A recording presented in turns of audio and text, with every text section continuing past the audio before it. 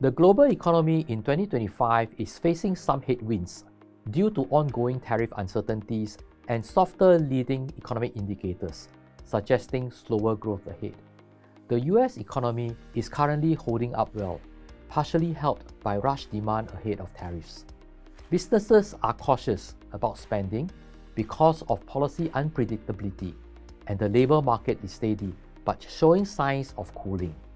But the economy is unlikely to slow significantly with the new tax and spending bill supportive of economic growth.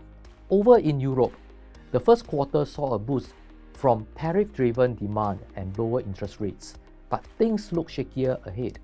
Retail sales are weak, and worries about trade, a strong euro, and possible EU retaliation could push the region towards recession.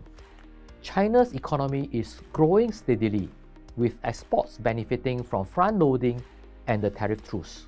But consumer spending is uneven, and the investment is slowing because of trade policy uncertainty.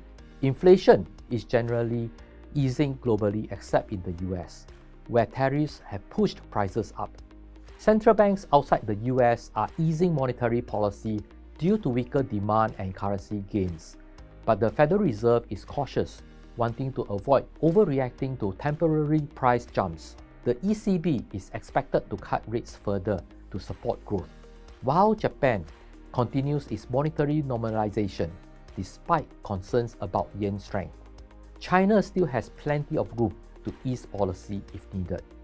Stock markets have bounced back from earlier tariff shocks.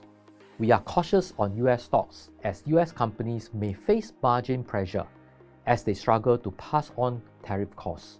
European equities may be supported by expansionary policies and increased defense spending, but valuations are not attractive. We are more positive on Asian equities that benefit from policy stimulus, a weaker US dollar, or growth in tech sectors. For example, Singapore benefits from stable policies and modest tariffs, while Korea's defense industry is set to grow with rising global defense budgets, and we are positive on both markets. Indian stocks will also benefit from a diversification of the global supply chain. For bonds, we are slightly cautious on the Asia credit market.